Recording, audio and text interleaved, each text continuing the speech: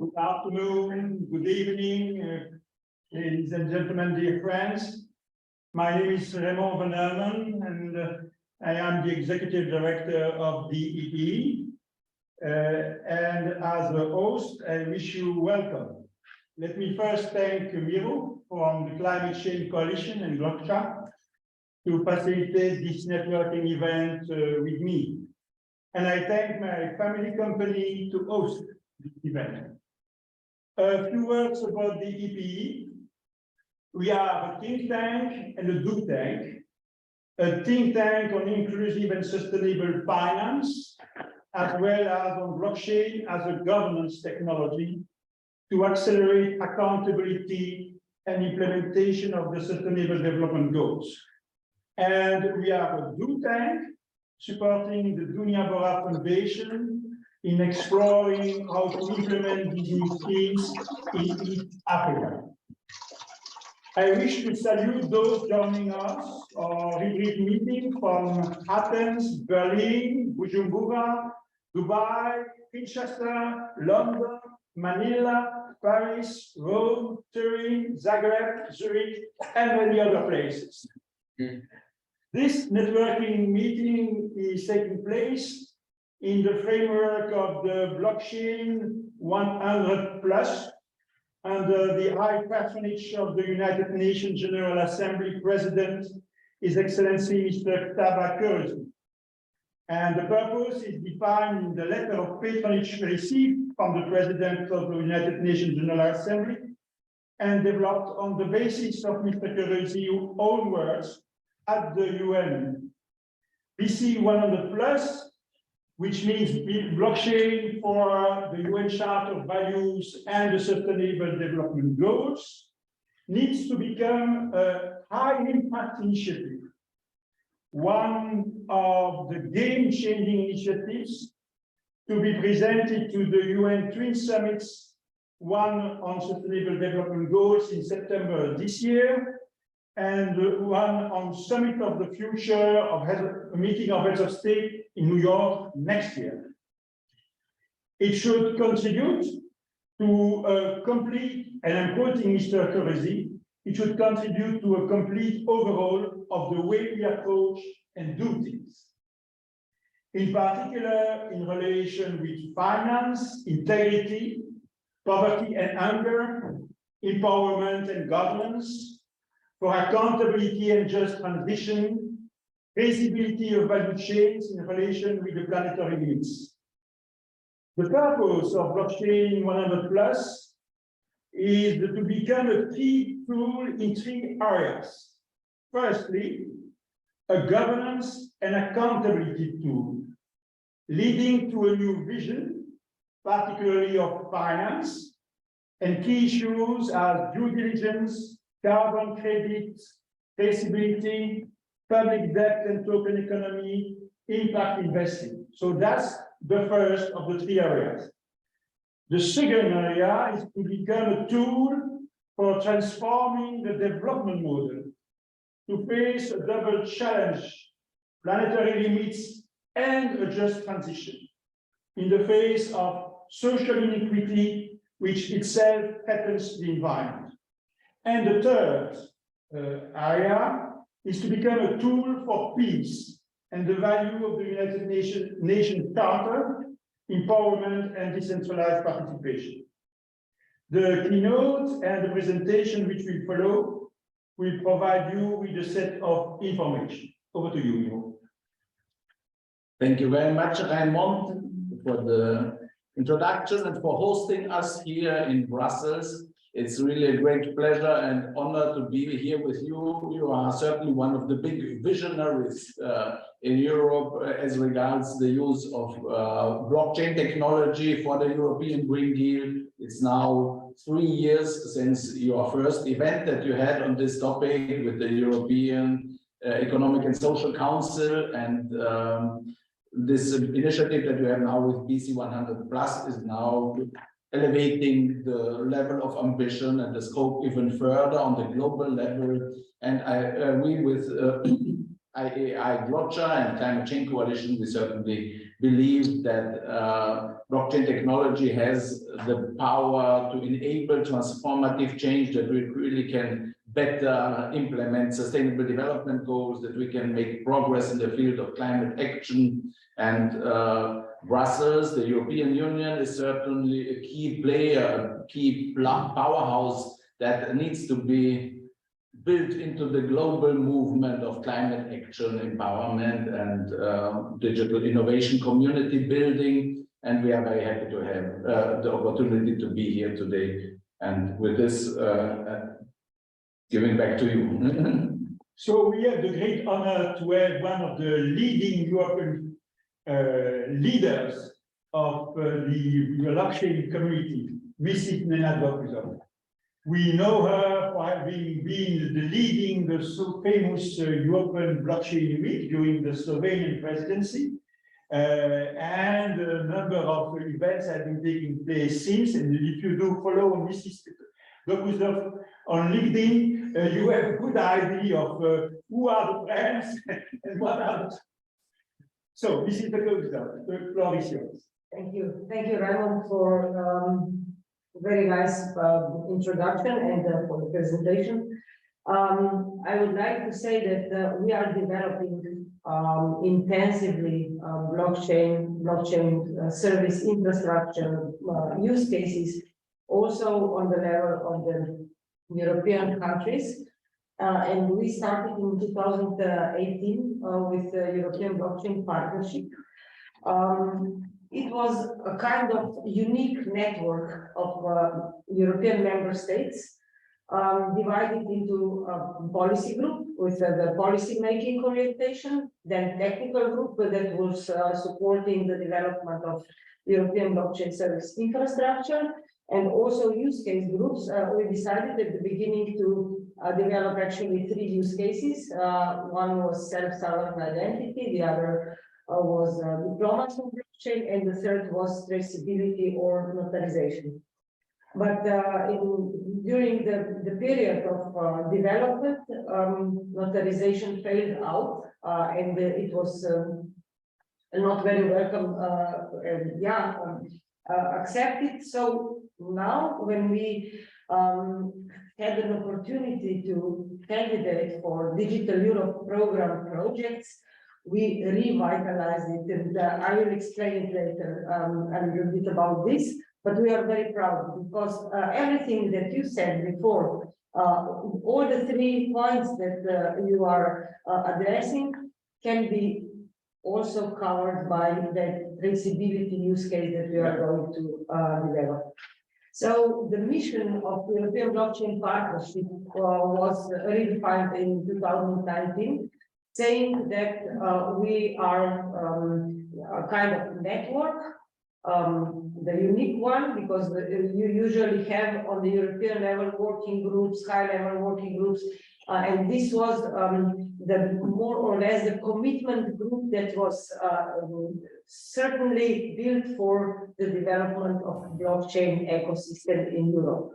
So the mission was to share the knowledge, to share the experiences, to exchange the knowledge, and to see how particular blockchain initiatives have been built on each member states, and how member states and the experts can contribute to development. Either the infrastructure, now it was many years in the pilot phase, now is already in the production phase. You can go to the next slide, Miro.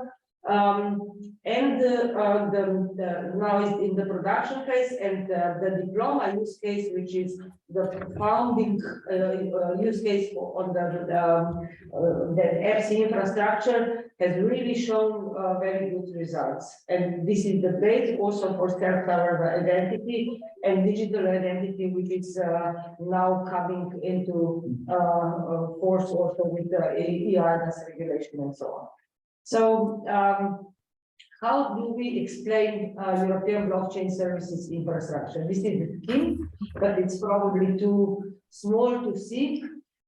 We have actually IT infrastructure, which creates the foundation for next generation of internet. This is Web3, what is very popular expression today, but Web3 will have many characteristics, many advancements that are going to be used for interoperability. So it enables the benefits of blockchain technology, transferring information, and also it enables cross-border implementation of the services. And this is the main contribution of EPSI.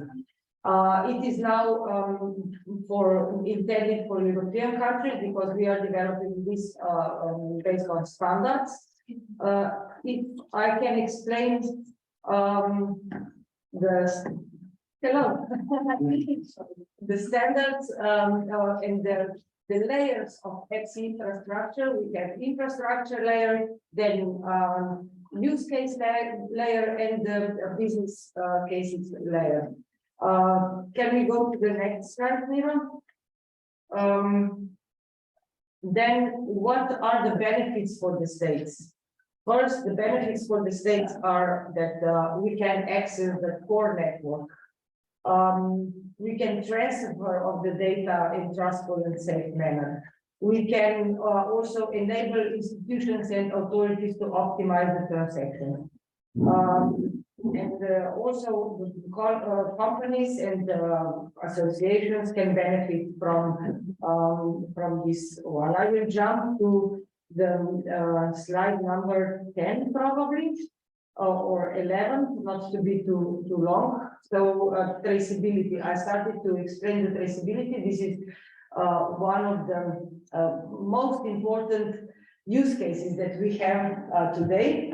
And I have to say that also European Commission was very inspired with this use case. So that they decided to focus on two main streams for the next year. One is SSI, okay, digital identity, EU wallet, and the whole story around this. And the other is traceability, greening, and going into the green transition. So inspired by this our project, it was the foundation was made for the second pillar of the policy orientation for the European Commission, and we are very proud of this. And if I touch a little bit that traceability use case, which I covered, I think that it is the base for all others.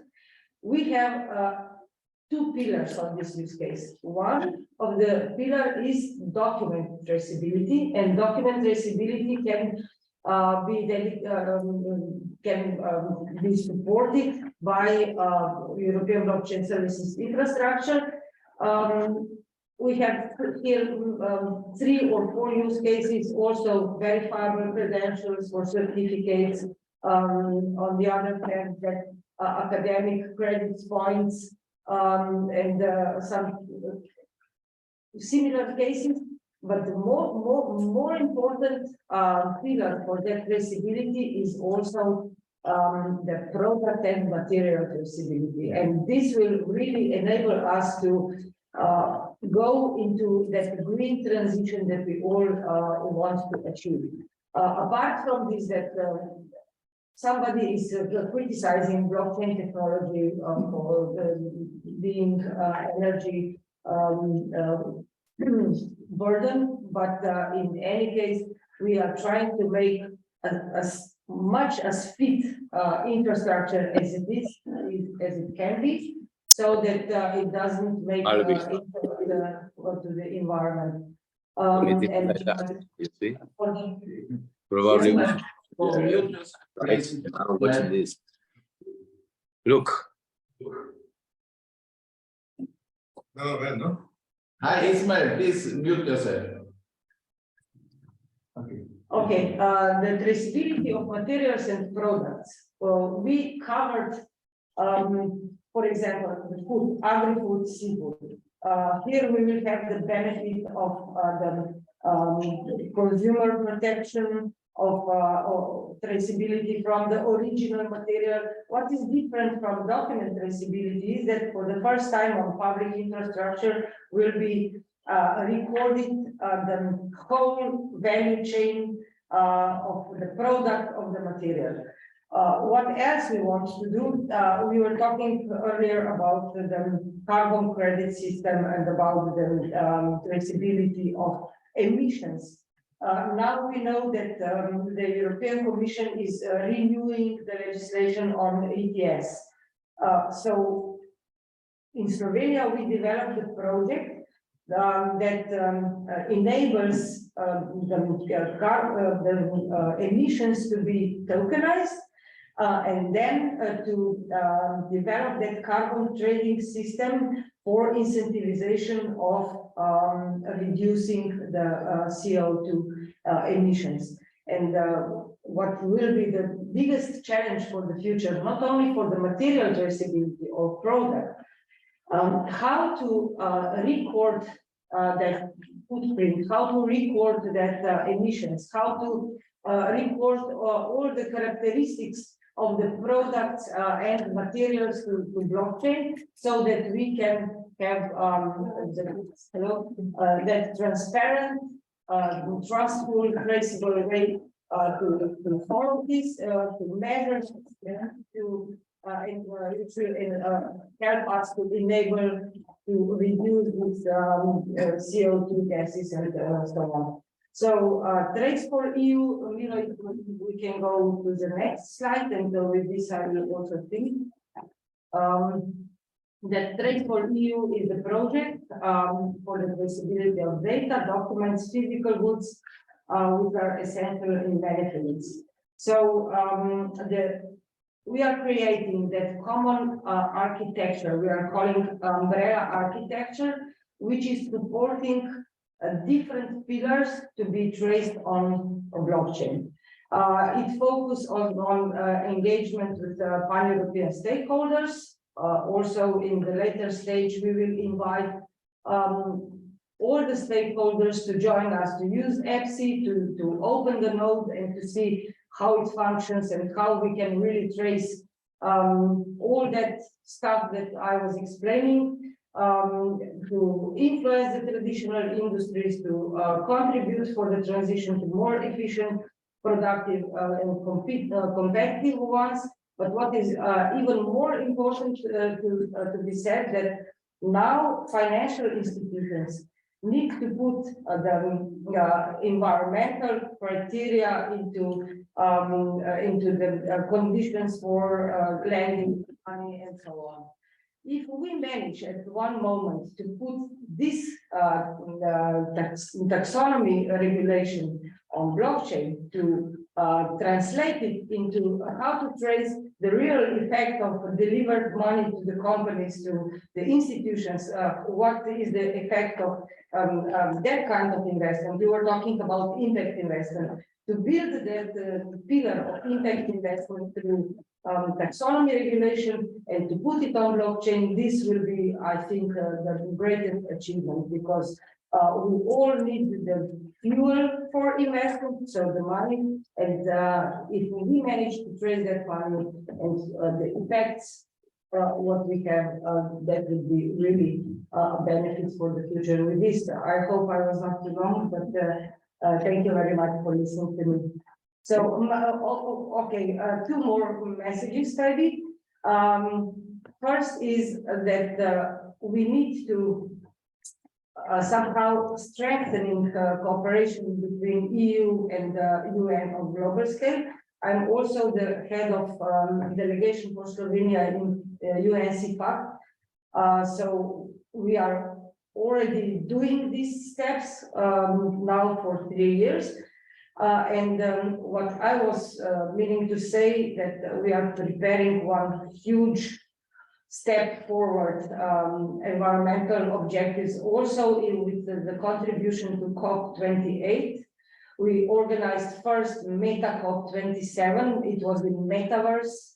You need to see this. It was unique presentation of really good cases that are contributing to environmental objectives, but in any case, with the GITEX impact, I hope that we will hear from the colleagues from Dubai World Trade Center that are organizing GITEX impact, what are going to be presented there. But we will follow definitely the sustainable development goals, the achievement and the support of SDGs by blockchain technology. Thank you. Thank you, Susan. Thank you so much, Mrs. Dokuzov. We will certainly have the opportunity to come back to Trace4EU and have a special dedicated meeting on this, because there are many hot issues related to that, and we cannot cover it today. But don't worry, we will put you under fire. And the colleagues of the European Commission, in particular, those dealing indeed with the Green Deal and sustainable and inclusive finance, and both. And I think that will certainly devote a very specific meeting. You don't have the time today. In order to give the opportunity to Professor Guido Boella to take the floor, we will change the schedule, and we will now move to blockchain and geostrategic Europe. You were referring to the work done by the European Blockchain Partnership, which brings together 29 member states. Yeah, 27 EU and Norway and And now I think that it's also important to explore from a geopolitical perspective what the Europeans, including the 40 countries, members of the European political community, could do together.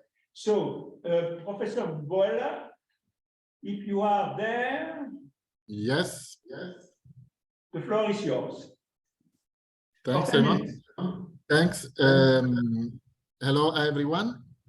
I'm Guido Boella from the University of Torino. I'm leading a group called Digital Territories and Communities that works on civic technologies and in particular on blockchain.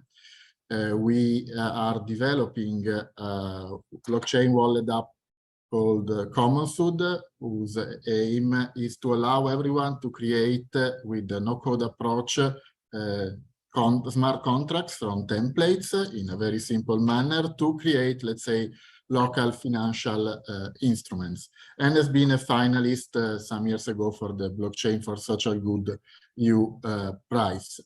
But I'm here because Raymond and Virgilio have invited us to join the organization on an event in Torino, an event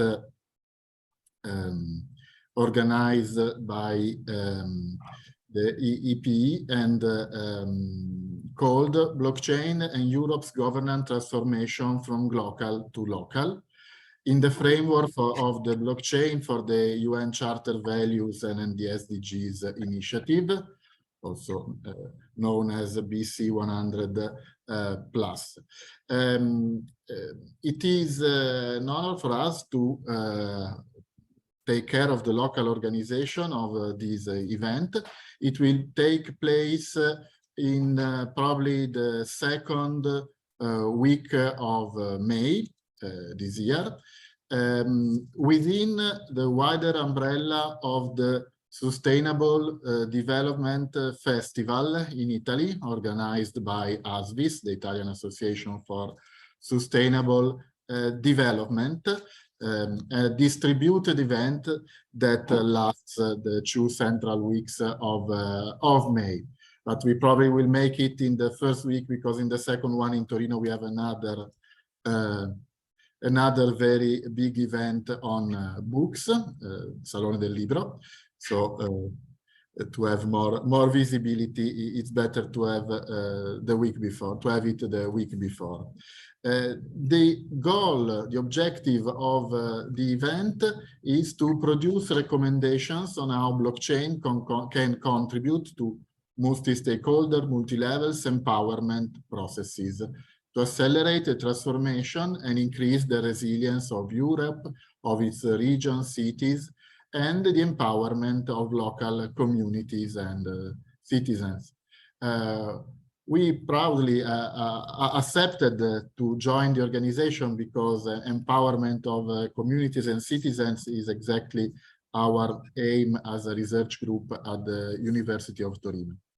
The event will last probably 1 day. It will be an hybrid event. So most people we connect like today via Zoom or some other mean, and it is structured in several sessions, at least in the current drafting of the from the organization. One on blockchain and governance, at the Web 3.0 democracy age, empowerment from global to local and Europe's transformation. Second one on blockchain and the Green Deal, obviously, on blockchain to reduce inequalities, and ending with recommendations, because as I said, the objective is to produce recommendations to be collected in a working paper on the role of blockchain for the UN Charter values and the SDGs within a European geostrategic strategy.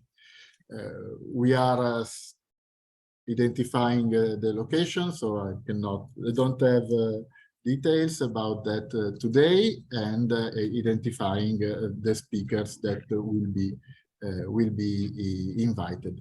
It's really a timely organized event on important topics, and producing recommendations is absolutely a priority. So I'm looking forward to meet you in Torino, in presence, hopefully, or remotely at this event. Thanks again, Raymond and Virgilio. Thank you, Professor. Dear friends, during the next presentation, you will hear a certain number of announcements, because your diary will be very busy after all the information you will get from us. But that's part of the interesting dimension of this type of event. We are here to have an overview of what is in the pipeline, to put this on your radar.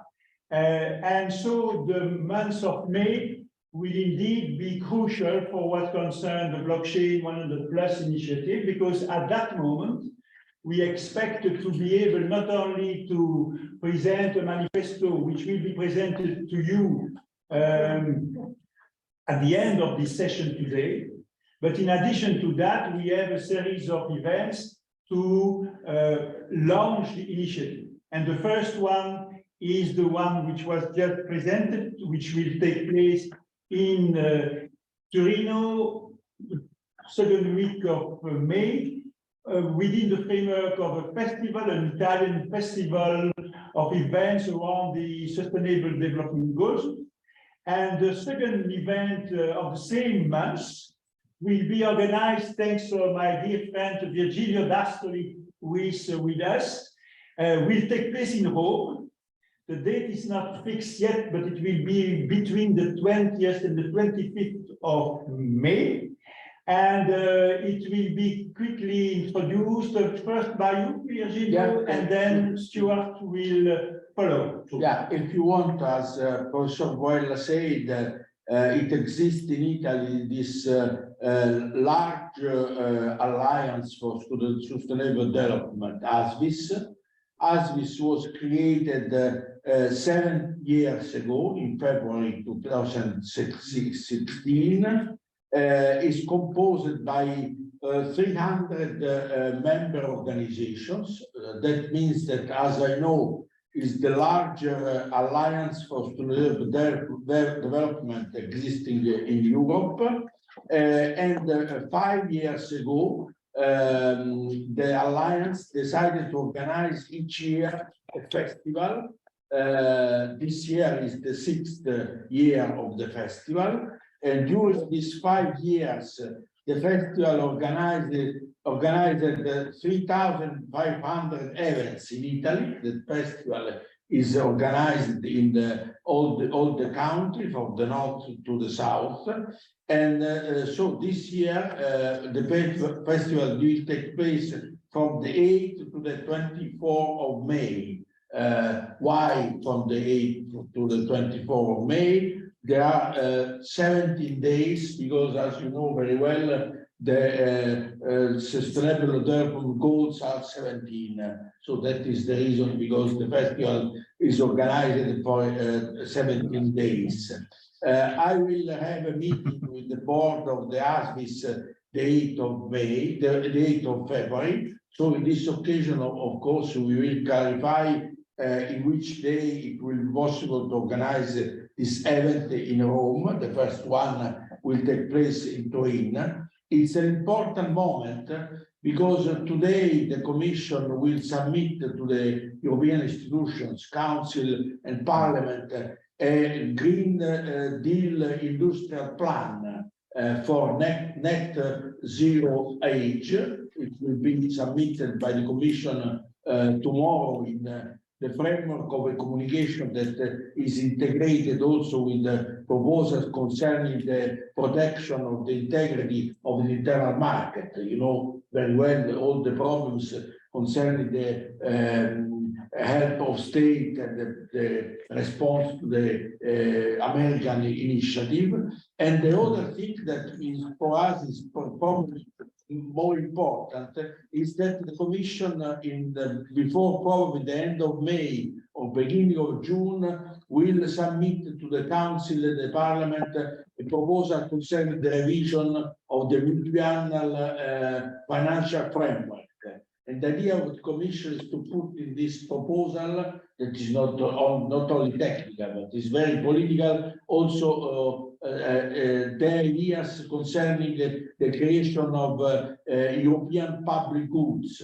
The idea of the Commission is to use not only the financial multi-annual financial framework, but also the other instrument, the next ratio, sure, and so on, to create European public goods. There is a list of European public goods that start with European for Health, Digital Union, Energy, and so on. And of course, the instrument of blockchain would be very important.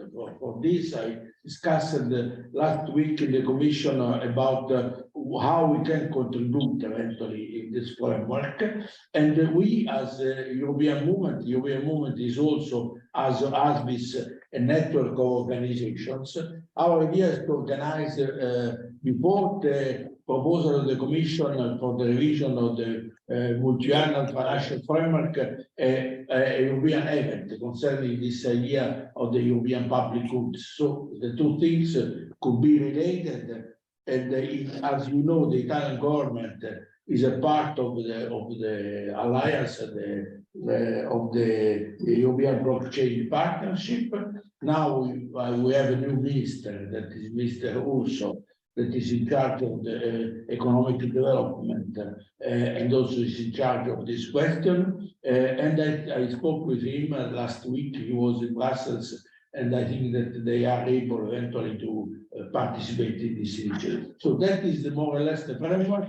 And after the 8th of February, after meeting with Enrico Giovannini, the other people of the ASVEDEC, I can confirm you the dates, the date, and the concrete elements to organize this event. And we hope eventually, because we are in Rome, and in Rome we have not only the entire government, but also we have the Holy See. We hope that we take the occasion of the presence of the Holy See eventually to organize, try to organize eventually a meeting, an audience, not a meeting, the audience with the Holy Pope, if it will be possible to make so. That is the.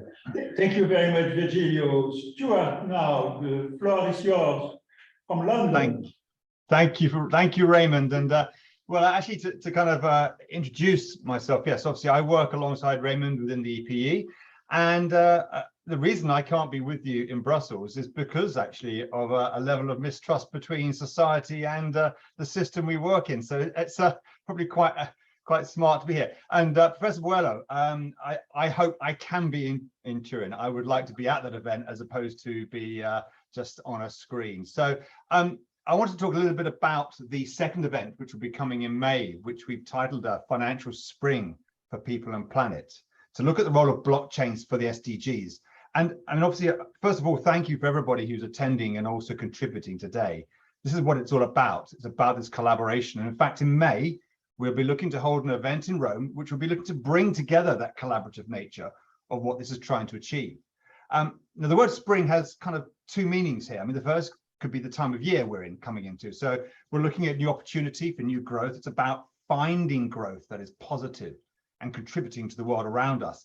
And then the other one is actually like a spring that's making us leap forward. We need to leap to take us forward to achieving the 2030 goals that are set out in front of us. So why is this so important? Well, we exist in a time and a dimension where trust is being undermined, whether we are discussing the climate crisis or loss of biodiversity, or even the way society relates to government and public bodies, and even private institutions. We are at a pivotal point, and I mean, this can't be addressed enough. Everybody should say this. We need to remind ourselves every day of this ongoing situation before it is too late. And we need to find a way of rebuilding this trust and confidence between these groups, and also to educate and make sure that the steps we are making are the right ones to protect the planet we're on. Now, I'm certainly not the expert on blockchain here, but I am a believer. And part of that belief is in how this new technology in new ways can support a transformation that's needed to achieve the goals. And I think, you know, as humanity, we need to step up to this. Now, we all acknowledge that the SDGs have these 17 goals and they all interrelate. There's no individual that stands out. We need success in all to achieve each one. Now, there are many attempts to work towards this, and we're seeing also greater regulation coming into play as time moves forward to try and kind of force the hand of those responsible. However, this comes with a warning, and we're seeing many of these like greenwashing and washing solutions that aren't really truly meeting what they need and what they say they are. And you know, not all solutions are providing the information we need to measure clearly the impact. Now, we're seeing the values of many carbon offsetting and other sides impact investments not creating that impact needed to achieve these kind of huge figures we need. And this would and could increase the mistrust in place for investors. And it kind of creates a loss of patient capital where we really need it now. So this leads me on to the main focus I represent here, and that's being the influence of finance and the role it has to play. Now, it's often described, I think, Raymond, you may have come up with this, it's the first domino to fall, and that without it, we can't conceivably imagine the opportunity we're missing. So we all know of the trillions of dollars needed to achieve this. We also know of the funding available to support towards it. So how do we rebuild this trust? So there are two key dimensions that blockchain offers: the focus on finance. It's how we use the technology to elaborate on financial screening and build the equity in the investment, to take that accountability, to kind of own the process, and then how we build on it. And also, we need to see how this technology enhances the governance to provide integrity and a new form of transparency. This is also needs to be trusted. So the whole purpose of blockchain technology is to offer that clarity of how to rebuild the financial system into something that can be reliable, can retain confidence, and allow all to take part in. And you don't need to understand the smallest detail of this, but you need to see the results from it. And my analogy of that is when we get in the car, and excuse the analogy of the internal combustion engine, probably not the most appropriate with the climate crisis, but you know, when we turn the key in our car and the engine starts, we drive from A to B. We don't necessarily need to know what's going on underneath the bonnet, but actually we need to trust it. So in Rome in May, we will be addressing this and bringing together the many aspects of what the BC 100 Plus achieved at that point. It will bring together the steering group, advisors and signatories to respond to the issues and solutions at hand. And we will consider what blockchain brings to the UN Charter values and the SDGs. So the morning session in May will look at how the BC 100 partners will intend to make use of blockchain as a governance technology, and also an accountability accelerator for transparency, trust, and also resilience. Now, we'll understand its role in inclusiveness, the outcomes from consultations, the relationship between business and the SDGs, and also what collaboration and transformation means when it comes to innovation. From that, we'll have a group of respondents that will be from high-level groups offering their view that we can aim to create support for these proposals and then develop a high impact outcome. And in the afternoon, we'll be delving deeper into how BC 100+ partners intend to make use of blockchain technology as a leverage for transformational change, also addressing inequality, poverty, empowerment, value distribution, and also a just transition. And we'll look at areas like development of decentralized sovereign identity, and also the World Food Programme initiative, as well as involvement with rainforest and indigenous communities, nature preservation, considering that loss of biodiversity, and also climate and youth skill developments. And to that group, we'll have also a respondents, and they will consider how blockchain will support both peace and equity. And then we conclude with achieving a positive transformation at scale. At that moment, Raymond, I'll hand back to you, and thank you very much. Thank you, Stuart. So we hope that all of you will be connected with us when we have those events in Italy by May. Now, I mean, the Blockchain 100+ has the privilege to have a high-level group of advisors, which includes Nena, but it includes also the Secretary General of the platform of public development banks named Finance in Common. And so we are expecting to have a contribution today of several public development banks, starting with by GIZ, but Miro, you may wish to introduce Stefan? Sebastian, you mean? Sebastian, sorry, Sebastian. Sebastian, please join us. Let me add you to the stream. Spotlight on you. Yeah, perfect. Yes, Sebastian. So, hello everyone, and thank you so much for the invitation. Happy to contribute as GIZ's Blockchain Partnerships Initiative. I would just quickly share my screen for just a short presentation. And it would be great if you could give me just a quick feedback if you are able to see my presentation. Yes, we do. Yes, perfect. That's clear. Okay, thank you so much. So my name is Sebastian. I'm part of the Blockchain Partnerships Initiative of GIZ's global project of digital transformation. And today I'd like to give you just a brief introduction and overview of our initiative, what we are actually doing, and as well as our broader cluster, the so-called DigiCluster. And after that, I'd like to state on why we think that blockchain has unique opportunities inside development cooperation, as well as showcasing our focus at the moment for using blockchain in the climate area. And then last but not least, I'd like to point out just our existing blockchain ecosystem and cooperations that we developed over the last year, as well as some blockchain resources for that matter. And starting with the GIZ DigiCluster. Our GIZ DigiCluster consists of several initiatives, all focusing on digital technologies. And these initiatives are inside the area of course, blockchain as blockchain partnerships, but also Fair Forward in the area of artificial intelligence, Trust for Cyber in the area of cybersecurity, data economy in the area of data innovation, data governance, as well as digital transformation centers, which are physical hubs inside our partner countries to really have a local approach in regards to bringing digital transformation to our partners. And the DigiCluster itself aims to show how digitalization can make development cooperation more effective and really better meet the needs of our partners. And we as blockchain partnerships have the, you could say, overall objective to enhance the sustainable and scalable use of blockchain technology. And we are doing that through mainly two pillars, you could say, which is on the one side, strengthening competences and capacity in the area of blockchain, which could be defined by concrete measures of organizing workshop measures, capacity development measures, like we did end of last year in Cameroon, where we did a workshop on how to use blockchain in a sustainable manner with attendance from youth participants in an accelerating program to really enhance the youth on using blockchain technology for their own digital solutions that they are building.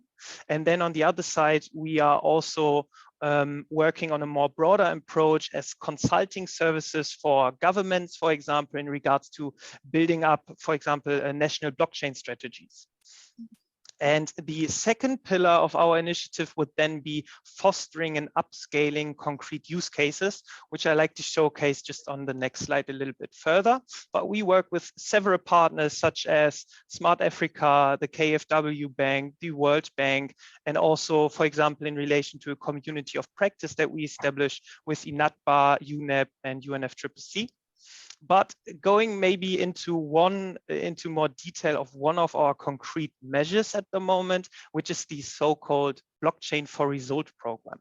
And this is based on a blockchain software called True Budget. This is an open source software which was developed by the KfW Bank, and in its core it enables a transparent and tamper-proof control of the use of donor funds, and therefore supporting result-based decision-making in development cooperation.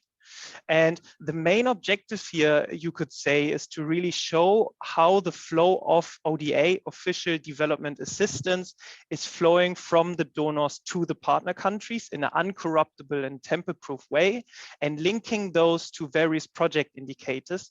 For example, like you see here on the right side in the pictures, to really showcasing, okay, where are the donor, for example, in this showcase here in Malawi, actually implementing projects, and align those with, for example, socioeconomic indicators like a poverty headcount, to align on, okay, is the work and the flow of funds that we are doing at the moment actually reaching the people most in need? And one interesting example in combining that in the climate areas, of course, supporting this for climate financing through the including of environmental indicators to really see, okay, how does certain financial investments have an impact on an ecological performance. And with those information, we really much see a few points as really much unique opportunities for blockchain-side development cooperation, as we think that it can really much improve the effectiveness, accountability, and inclusion of development programs, mainly through, again, 3 pillars, you can maybe say, which is, of course, trust and building transparency, which is based on a decentralized multi-stakeholder network, decentralized public-private collaboration, inclusion, by, for example, blockchain has the opportunity to incentivize people to empower sustainable behavior and serve for more direct and inclusive financial access. And then last but not least, accountability and improving the tracking and tracing of resources. On the one side, in regards to the true budget use case and result-based financing, seeing where's the flow of funds actually going, using that data for result-based decision-making, but of course also in relation to, for example, the measure, reporting and verification of CO2 emissions. And especially here in the climate sector, we see an alignment of the functionalities of blockchain with the needs within the Paris Agreement, as the Paris Agreement really much reflects the needs in trustful information exchange, review mechanisms, accountability, concretely in the measurement, reporting, verification of emissions, and in its core, a decentralized hybrid approach that the Paris Agreement is focusing on, right? And here, from our perspective, really much the features of blockchain can really align with those, as having a decentralized data system, decentralized information exchange that has a built-in consensus mechanism, having immutable data set and trust in the information flow and trust in transaction through peer-to-peer networks. And this now brings us to an area that from our side has become increasingly important through the last year especially, and is highly relevant, of course, also for development policy, namely in the area here of digital MRVs, as we think one of the big opportunities that blockchain can bring for climate action, supporting the monitoring and evaluation of NDCs and improving the MRV process, improving the tracking and tracing of CO2 emissions across sectors for national policy and measurement, for mitigation actions, and enhancing here again data-driven decision-making that's based on a trustful infrastructure to really having the possibility facilitating a climate finance through improved visibility and credibility. That is, of course, very much important also for linking then again with carbon markets. And this Blockchain for Climate Action program from our side is under development to launch in March 2023. And this is one of the focus areas, for example, that we are aiming for in regards to using blockchain for climate action. And this now would bring us just shortly into a little introduction of our blockchain ecosystem corporations that we developed over the last year, from multi-stakeholder approaches of Smart Africa, different NGOs like Development Gateway and public partners, of course, the Federal Ministry of Economic Cooperation and Development, but also KfW, UNFCCC, and DLT ecosystems like IOTA, for example.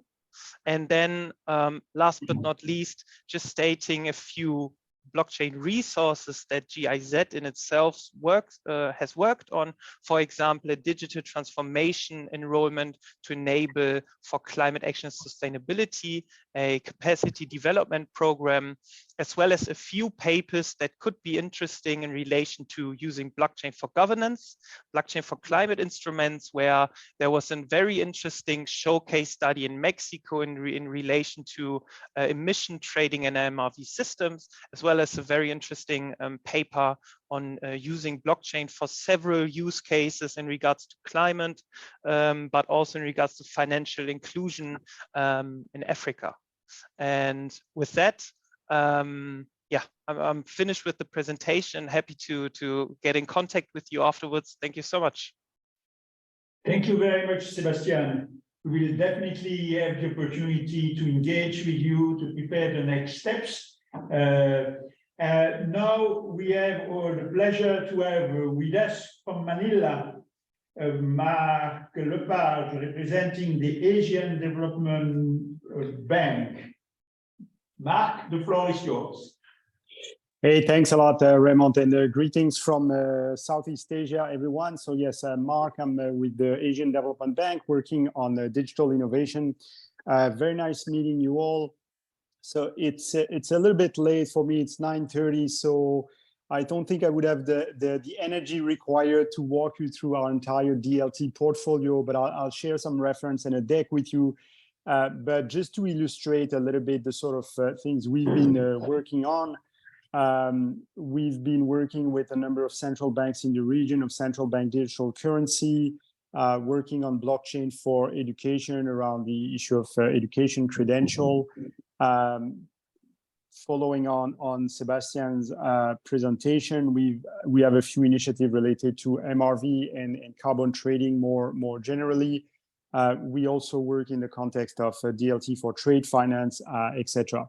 So all that to say that since we started what is called the Sandbox program, which is basically ADB's digital innovation program, about 5 years ago now, our portfolio of DLT and blockchain related initiative have grown from just a couple of initiatives to something that is actually very, I want to say distributed in terms of portfolio, because across sector, climate change, finance, etc. So we are definitely interested to engage with this group. We think that there's tremendous opportunity for not only learning from each other, but also building on each other's synergies here in the region, in the Asia Pacific. We work with multiple countries that have expressed interest to explore digital innovation and in particular blockchain. So we have our pulse on the ground. We also have resources, financial or otherwise, to make this possible. But it's typically one of those area where you can do it on your own. So we very much welcome engaging in partnership around knowledge sharing, technology engagement, policy and knowledge. And I think this is an excellent forum to do this. So I'm looking forward to subsequent sort of in-depth conversation with many of you. You'll get my contact through Raymond or group, or you'll easily find me via LinkedIn. So thanks again for your attention, and looking forward to the next step. Thanks, and back to you, Raymond. And thanks again for the opportunity. Thank you very much, Mark. We will definitely be in touch in order to prepare the next steps. And we indeed must have Asia with us.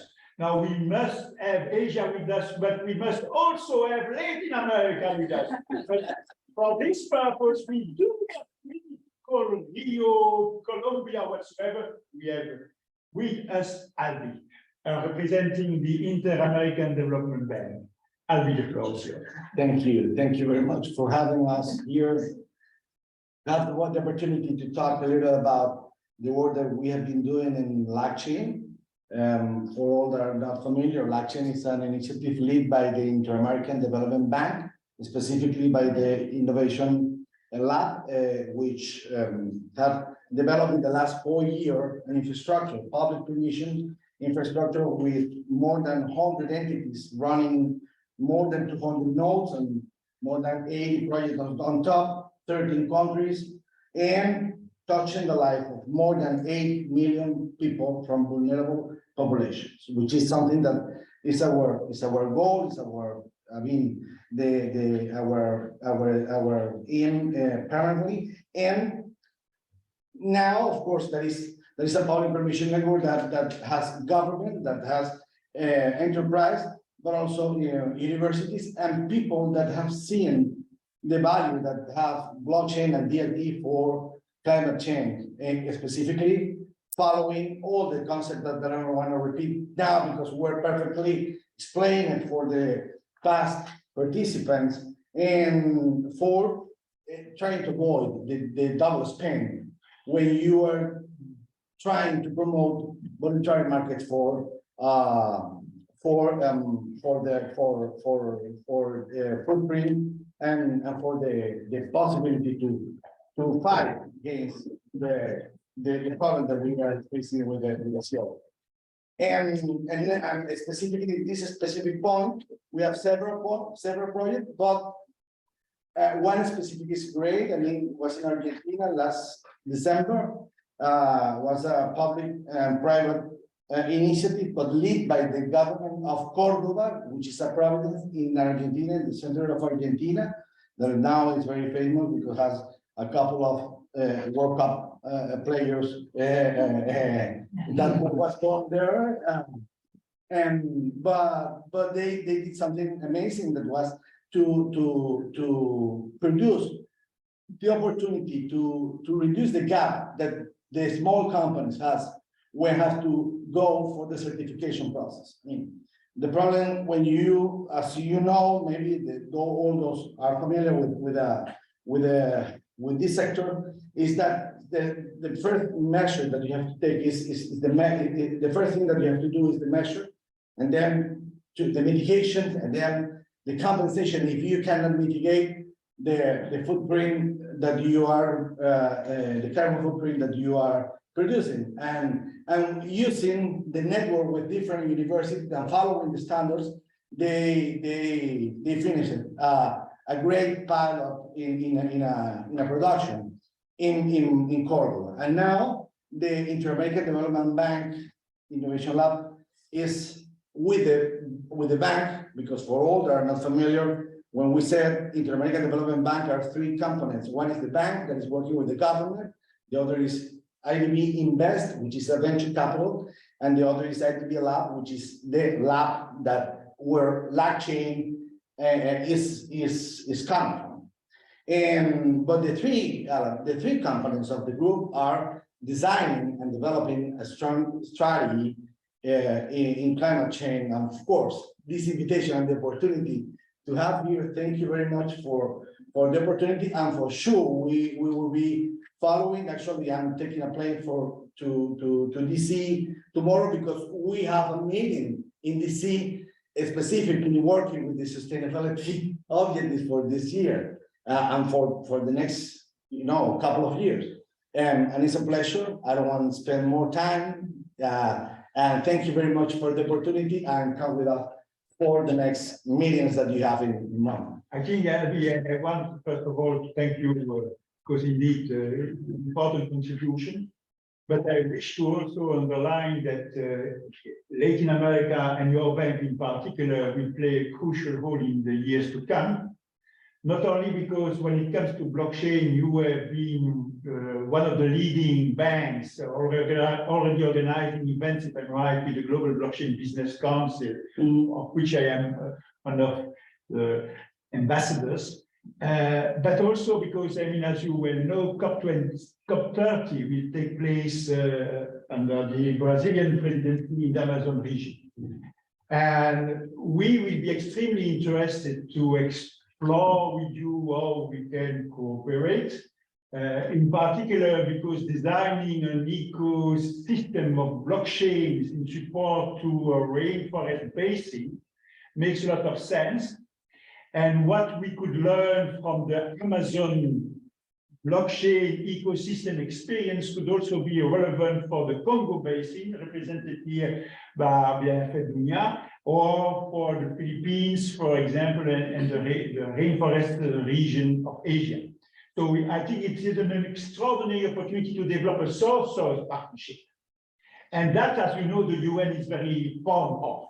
So if we can make progress, you will be invited to come to Rome to introduce this type of project, because I think that Mr. Kurzi will definitely be interested to have it.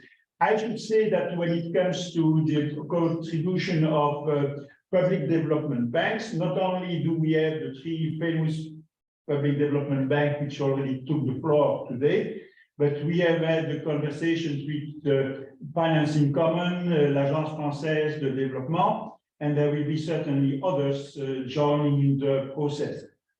So that's for what concerns the public development banks.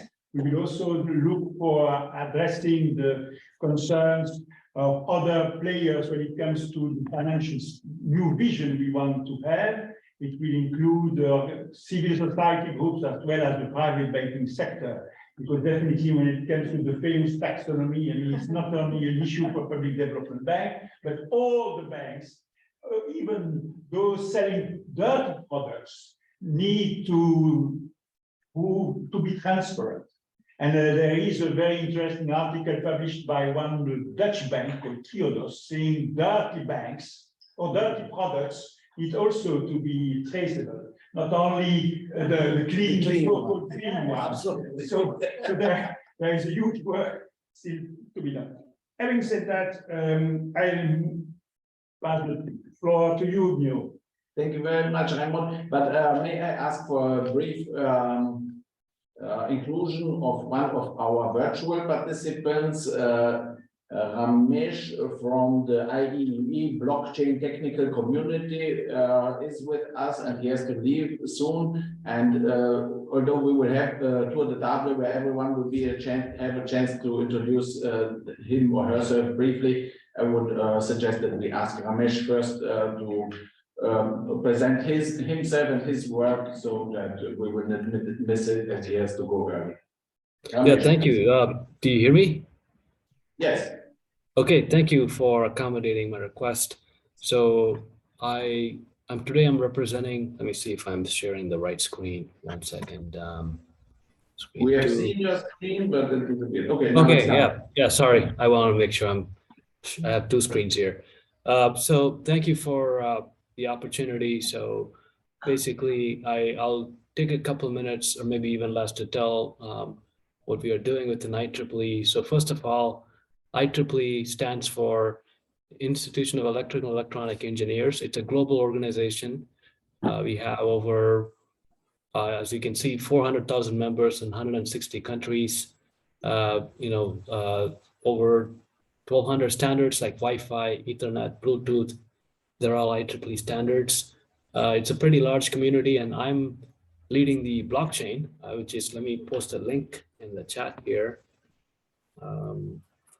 Okay, that's the link for the blockchain under IEEE. We have several activities. You can see here, we have communities. We have over 60 blockchain groups all over the world. These are open to both IEEE and non-IEEE members. And we have several standards. If you click on standards, you'll see over a dozen published standards and several working groups, and I welcome you to take a look at some of these things. So primarily, my interest here is to make sure that we are part of this manifesto that you're working on, because this, if you look at the logo of IEEE, you can see here advancing technology for humanity. So that's the, it's a nonprofit, primarily driven by volunteers like myself, and we have several programs focusing on global humanitarian issues. Even we have currently something on climate change. It's called I think it's called Planet Positive 2030. I can send you that link as well. So I'll stop here. If you have any questions, let me put my email address here. You could reach out to me, and I would like to be in the loop with whatever this working group ends up doing. I heard of some face-to-face meetings as well. Thank you. Thank you very much, Naresh. It's really impressive, the work and width that you have with your organization in the field of blockchain. And now I will share briefly some information about the Climate Change Coalition and also my organization, IAAI GloCha. And we are working on systemic innovation for citizens and youth-focused climate action empowerment with the power of blockchain technology. And let me hope that, yeah. So the message is, it's not enough to have technological innovation. We need also cultural innovation, new thinking, social innovation, public sector innovation, and all this needs to come together. And therefore are also such meetings like today so important, where the different stakeholders who have competencies in different fields come together. And so my organization, International Association for the Advancement of Innovative Approaches to Global Challenges, is a UN accredited organization. We are an observer in the UNFCCC process, so we can have side events, exhibits, and since last year we have also our own pavilion at these big UN climate conferences.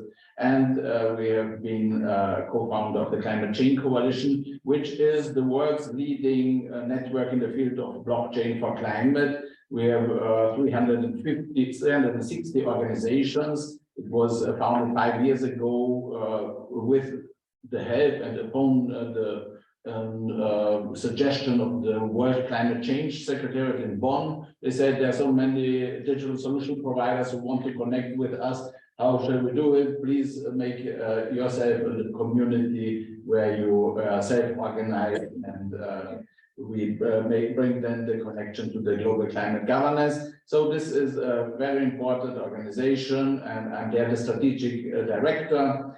And we've had also ASVEDEC, a project with the Austrian government about all of society climate action empowerment, because the global system for a response to the climate crisis is mainly the UN system, the national governments coordination, but the non-state actors, they don't have really an ecosystem, an institutionalized framework in which coordination and incentivization would take place. And so we said, with blockchain technology, there can be some kind of quasi-global public sector innovation, and we want to lead this. With Climate Change Coalition, we said, let's lead the thinking about the data and digital innovation infrastructure for multi-stakeholder climate action coordination and incentivization. We have connected on this also with INAPBA, at that time with the Climate Action Working Group, which is now Social Impact and Climate Action Working Group. And there are so many elements in the value change from action to really impact and economic incentives that need to be put in place. And therefore we need to work together. Our main product that we are trying to develop is an individual climate action dashboard app, so that each person could collect NFTs or other digital collectibles, badges about what they are doing for the climate and for the SDGs, and then having it monetized or as an individual legacy, ethical legacy that they are building. And then a way to inspire people and trigger this mind shift towards more ambitious climate action is digital art for climate.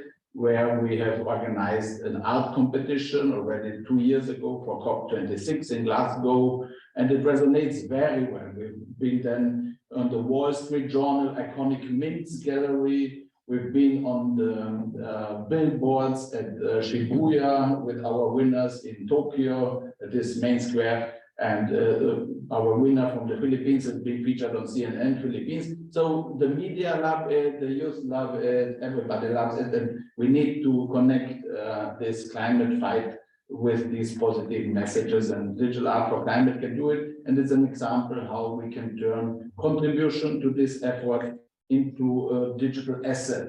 And once it is a digital asset with blockchain technology enabled, it is so much easier to create the incentive mechanism, traceability, and everything else. We have our own Digital Art for Climate marketplace with unique network, and this will be developed further this year. We have the UAE Ministry of Education, which said they want to have with us COP28 edition of the Digital Art for Climate initiative, and also using it for digital skills development, because it's also an important part of the solution that we inspire people and educate them to use these tools, and Digital Art for Climate is good. And we need also a registry where all the actions on the individual or on the youth level are documented and put into a relational information system. What kind of resource has enabled another action or resource, so that we can track them from a contribution of an artwork to an impact generated by the projects that have been financed by the purchase of the NFTs. So this kind of information is needed, and for the resources that are generated, we are proposing DAO structure. We have announced at the COP26 that we are forming a United Citizens organization as to complement the United Nations organization. There's still some work to be done there.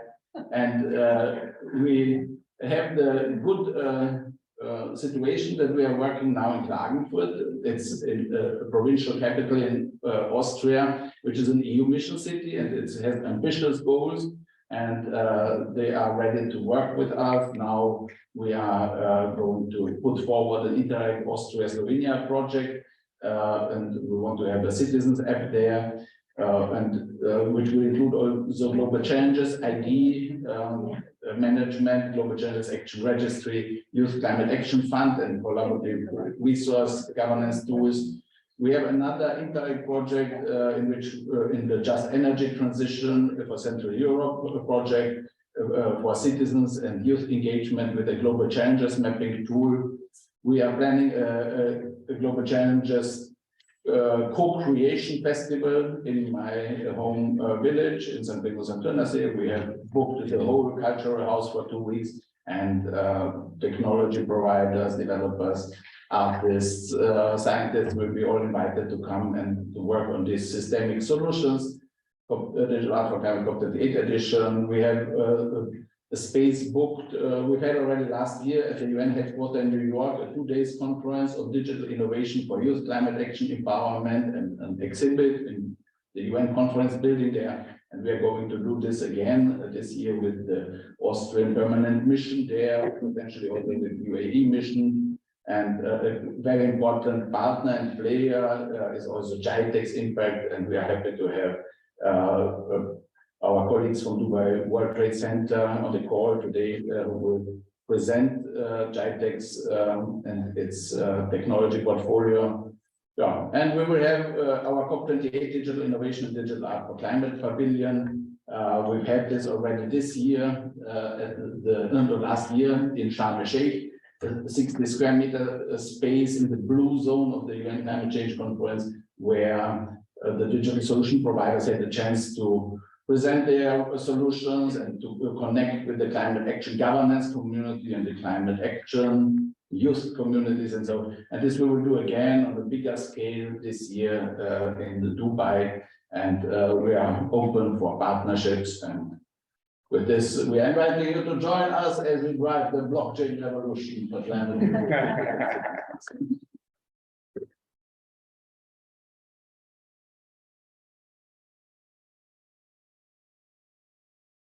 Okay, may I then now invite our friends from Dubai, Bilal, Reis, can you please take the floor?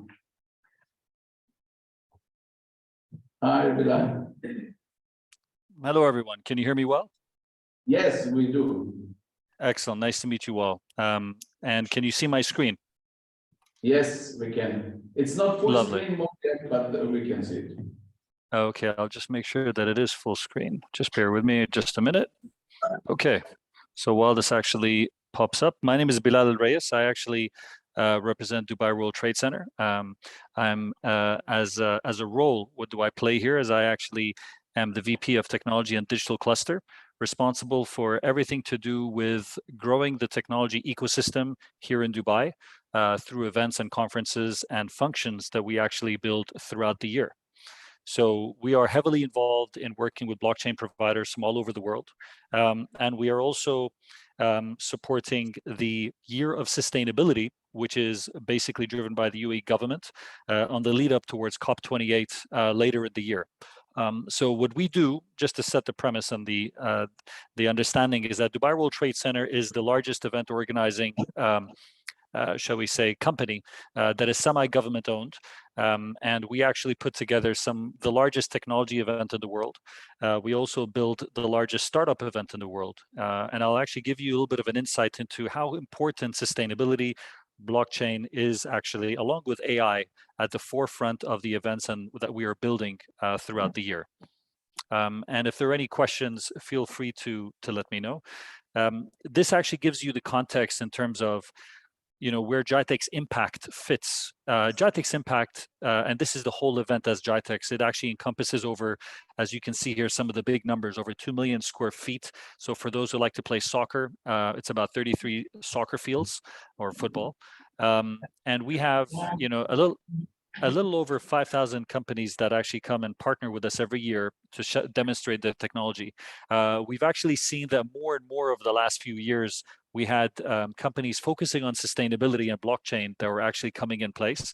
But in the context of what you see here, this is the largest technology event in the world, where we have easily over 24 different conferences, 800 hours of teaching, of learning, of sharing.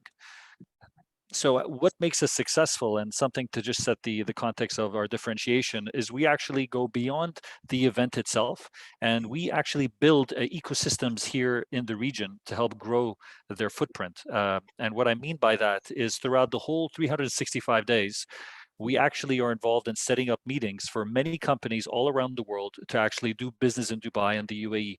And even if they don't have an office yet, we actually support their growth plans by just allowing them to network with the people that we are engaged with, who are also looking for different solutions. And when I say people, I mean public and private sector, from easily over 100 governments that we work with from around the world, from the ministries of climate and climate tech, or climate and environmental tech, to ultimately the ministries of technology as well. So we actually just past year, just to touch on one number, we had over 5,500 meetings that were actually individually set by our army of people here that actually engage with different stakeholders to find out who do they want to see, why do they want to see. And this was out of a total of 37,000 meetings that were actually set on the mobile app. To set the context. So what makes us different and how we're working with government? Well, we have over 250 government organizations that actually are involved with us. And when I say involved with us, I mean, a lot of them are actually working with us throughout the year in connecting with other governments, other ministers and ministries. So I have my team who are actually in Israel right now. I have a separate team that is going to Morocco next week, and a third team that is going to Nigeria, followed by France a week later. So we travel around the world and we meet with different smart city authorities and understand what is their vision on blockchain, what is their vision on digital transformation, and how we can support them. So many of the companies here are a collection of governments, from ministry level to whether it be interior or even with respect to technology, such as what you see across Ministry of Electronics and Information Tech from India. But there are also some companies here that focuses a lot on SMEs to actually help promote the actual technologies that are stemming from that country. So this is something very unique in the context of GITEX, where you have almost 250 of them who are showing what they're able to do in the digital transformation space. These are just some numbers. I don't need to, regurgitate, but ultimately, sustainability will continue to actually be a focus of our investment in terms of time and resources, and actually amplifying how do we actually make sure to reach towards the net zero targets, and how do we actually get corporates to be accountable through a variety of mechanisms in terms of our agenda, in terms of our engagement. So this actually is going to be heavily a focal point, whether to do with GITEX later in the year, or whether to do with, which is in October in Dubai, or whether to do with the GITEX Africa, which is actually taking place at the end of May, which is going to be the largest technology event in Africa, called GITEX Africa. So these are just a few of the names of speakers. I want to focus my attention on AI because AI is obviously turning a lot of heads in terms of a lot of efficiencies that are being created. And there's a strong element of connection with sustainability that AI, we believe, can actually accomplish through many of the success stories that we've been hearing throughout the years, especially lately. So we've partnered with the Minister of AI, who is a gentleman on the left-hand side here on this image. And we're working with his program and his team to actually really invite and to encourage a lot of POCs and a lot of AI solutions to actually focus on the environment and improving efficiencies in general across different businesses. But the environment is something we're looking at that want to use Dubai and the UAE as a hub to demonstrate that technology. So we're looking for that, and our team are in Israel as well now to actually search for some companies that are considering a base of R&D being in Dubai. So this gives you an idea who are the stakeholders that we actually normally are working throughout the year with. We have quite a few different players from the private and public sector that are actually doing a lot of fantastic things with AI. This year's attention will not just be about efficiencies, but about sustainability and how does AI link you, how do you link the gap between AI and sustainability at the same time? Following through with AI, AI is actually developed by coders. We've decided that Dubai and the UAE, and ultimately what the world needs more and more of, is to actually bridge the gap of skill shortage. So we've actually constructed with the Ministry of AI here at the UAE, the largest developer and coding community. So we're not just about building events, we're about building ecosystems. So we've actually brought in the global ecosystem of about 11,000 coders and programmers to also address the question of sustainability and to also work on a lot of different hackathons that are linked to blockchain and some non. Some of them are just Web3 based that are not non-decentralized hackathons. And this is actually something that we feel is the center point of innovation. So for those who don't know, the UAE is actually having a 100,000 golden visa coder program. So we are working with the government as well to actually attract the 100 most intellectual coders, programmers, and those who are actually creators and builders of technology to the UAE, where we actually give them free for life visa to actually enter and to live in the country as long as you're able to culture and fabricate and to build innovation here and to code out of the UAE for solutions globally. So we're supporting a lot of different countries and using this as a base, as a hub in a variety of mechanisms. And just by doing it over the past 2 years, we now have about 11 to now moving on to 15,000 coders from around the world that are actually doing some fantastic things. And we're really focusing a lot of attention on women who are coding, but also the youth. The youth is something that we're investing a lot of time and attention to. And as a part of that, we're actually allowing a lot of people to be trained, to have going through workshops, many of them on a complimentary basis that are actually funded by many of the corporates that we work with throughout the year. I'll touch on this briefly before I continue on to GITEX Impact, which is the sustainability action that we're actually building this year. Web3 is generally not known to be sustainable because I guess on the decentralized networks, it normally requires a complex infrastructure and the implementation of consensus protocols can be energy intensive. However, there are many solutions that we've actually demonstrated in how Web3 can actually not necessarily damage the environment in one way or the other. And these are the companies that have actually given some examples of that. And this is something that will continue to invest the time to research who's doing Web3, but to actually that is addressing the topic of sustainability as well. What we built last year was the most immersive experience where we had agencies, brands, and the creators of Web3 that came together. So you can see H&M, obviously Decentraland, and a few other agencies and builders of Web3 that have demonstrated themselves. So it's not just a display, but it's an immersive journey that they take you through. And then moving on, just to actually add on to that, a lot of the Web3 companies were affiliated with startups. As I said earlier, we are building the largest startup ecosystem. This is actually in October later this year. And this continues to attract a lot of different unicorns. We had all unicorns in Africa who actually attended and participated with us. This year, we're looking to attract 50 unicorns from different markets around the world. But more importantly, we're actually supporting a lot of African startups. We had over 100 of them last year, more than any other event of its kind, of any kind. And this year, we're going into a lot into Asia, as you can see here from the level of attention that we're spending in terms of attracting some of the unique startups. And once again, a lot of the startups are also now beginning to focus more and more attention towards building sustainability solutions and actually addressing the net zero issue, the 1.5 degrees Celsius problem that we have. And this is just an added on the ecosystem of what does it mean when you actually work with a trade center where there are, an incredible arrangement of meetings that are being set up. This is the investor lounge that we actually had some fantastic companies that actually resulted in many partnerships and MOUs formed. And many of the people here are actually youth.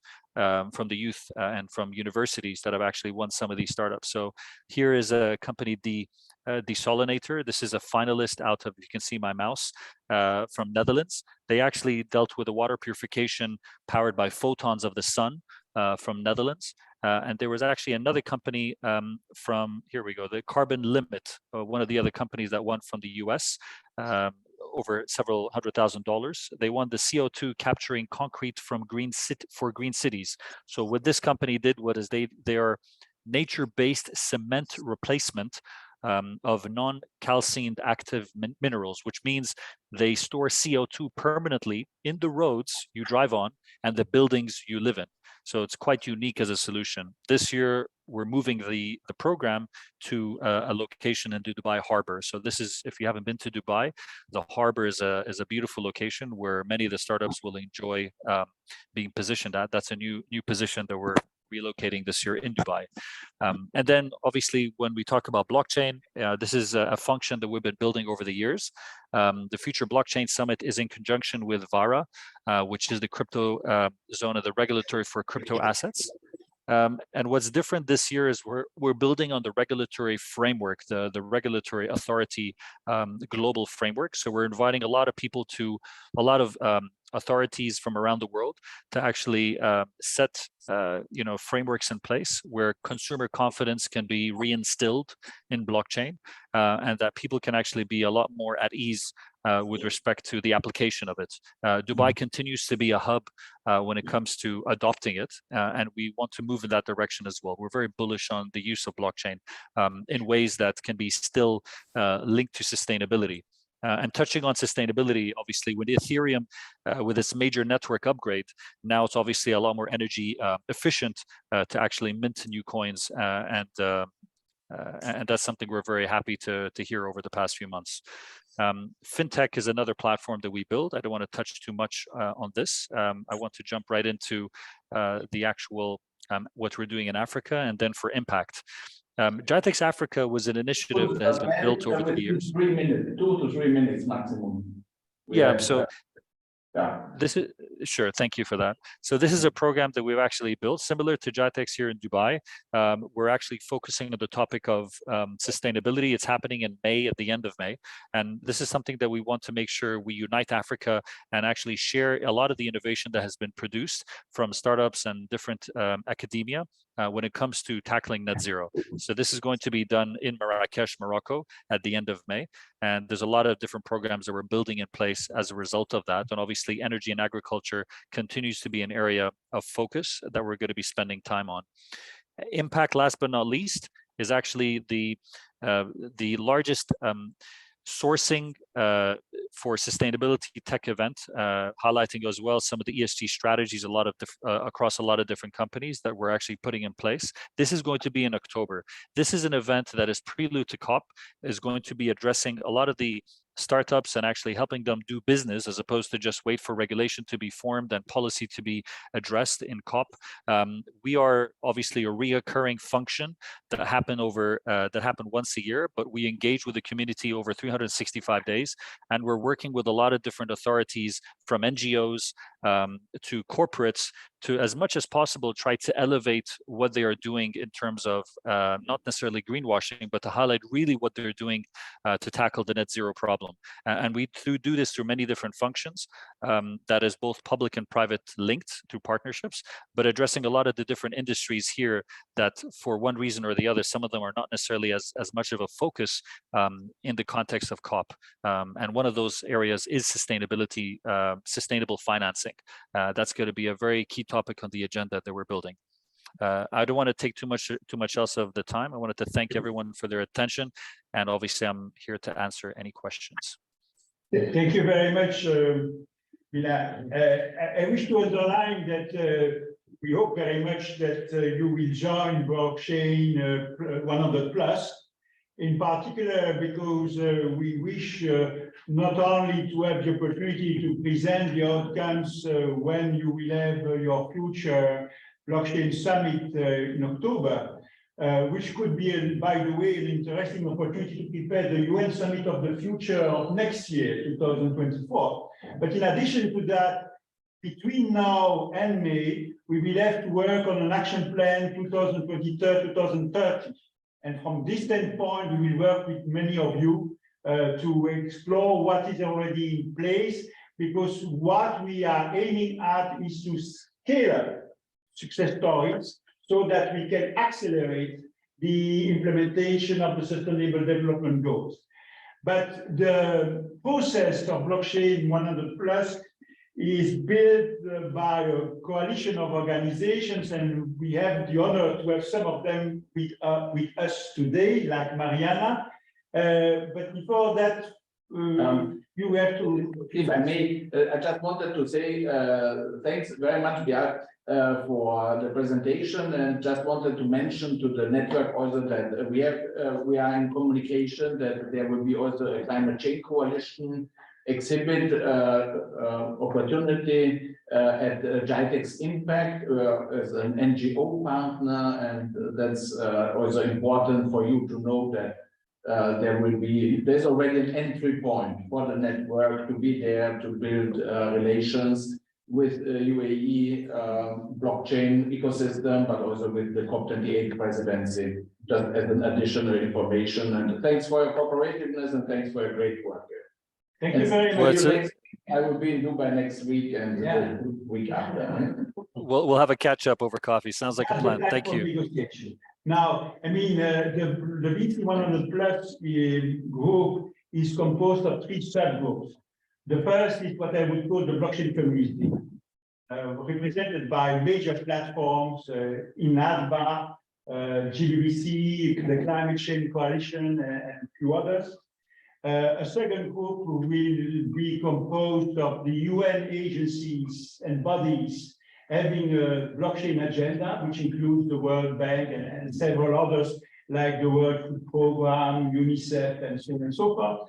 And the third group will be composed of existing influential platforms dealing with the implementation of the Sustainable Development Goals, but having so far nothing to do with blockchain, because we want to convince them that blockchain could be a useful governance technology.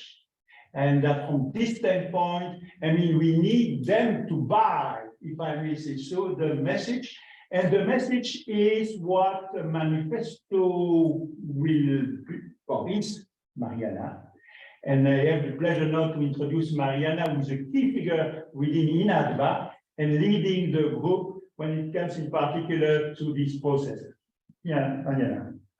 Good afternoon. I'm sorry that I arrived late with an issue with the plane in Berlin, as always. But I'm really happy that I come here with you today. I guess I already know some faces, but for those that don't know me, my name is Mariana Rochen. The regulator, like I work with the regulatory affairs team in IAAI Foundation, but I also lead the social impact and sustainability working group of INAPA, and I'm also one of the ambassadors of the GBBC.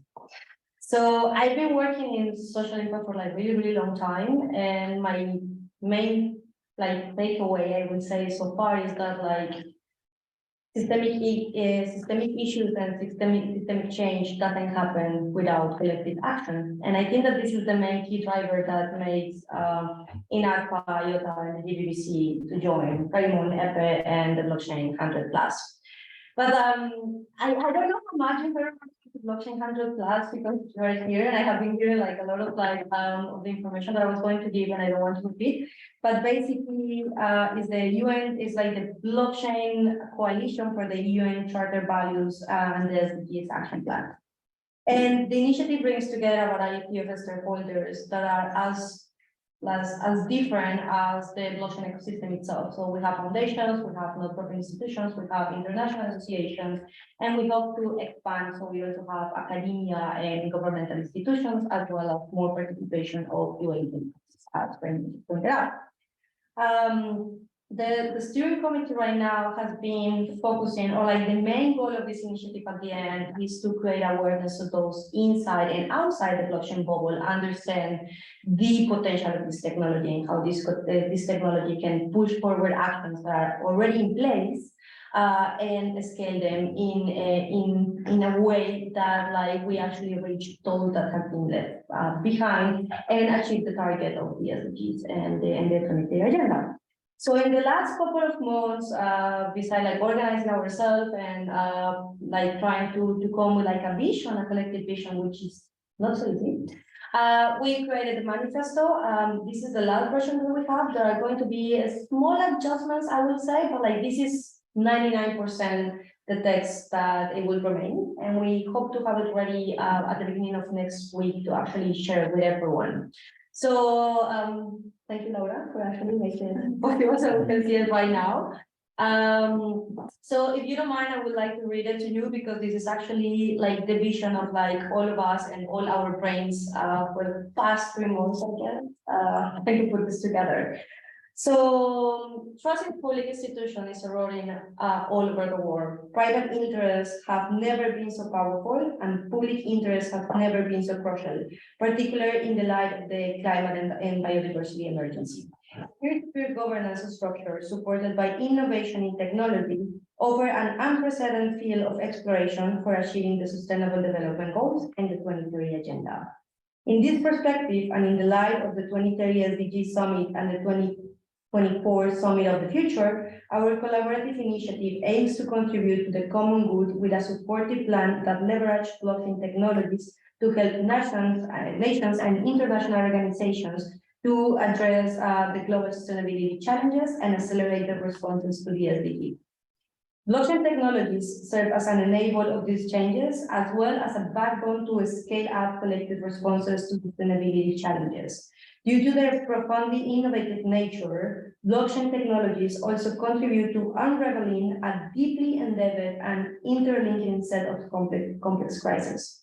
BC100+ is an initiative that brings together a diverse branch of organizations to raise awareness about the potential of blockchain technologies for meeting the 2030 Agenda and realizing the UN Charter Values. Our vision is to have an open, evidence-based debate focused on improving and expanding the role of blockchain technologies to serve common interests at the scale.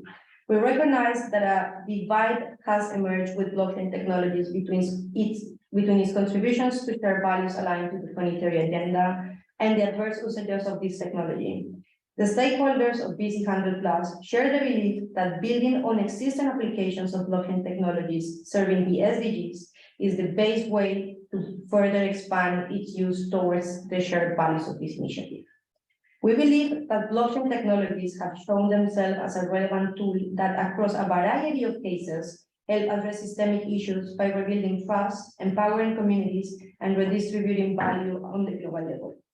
Therefore, we are working to contribute with implementation scenarios to answer global sustainability challenges connecting and building partnerships to advance successful experiences with blockchain technologies, where its application are in line with the UN Charter values and the 2030 Agenda.